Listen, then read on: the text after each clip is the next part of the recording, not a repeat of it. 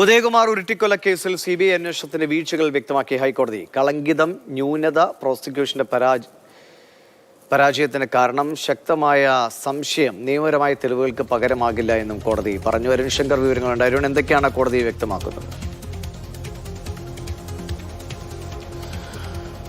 ഉദയകുമാർ ഉരുട്ടിക്കൊല കേസിൽ കുറ്റവാളികളായിട്ട് വിചാരണ കോടതി കണ്ടെത്തിയവരെ വെറുതെ വിട്ട ഹൈക്കോടതി വിധി വളരെ ഞെട്ടുണ്ടാക്കുന്നതാണ്.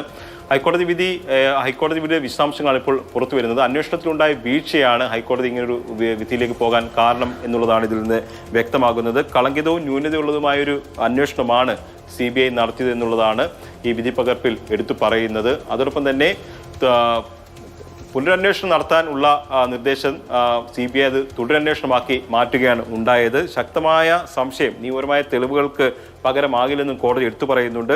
കേസിലെ ദൃക്സാക്ഷിയെ നിയമവിരുദ്ധമായിട്ട് മാപ്പുസാക്ഷിയാക്കി എന്ന് പറയുന്നുണ്ട്.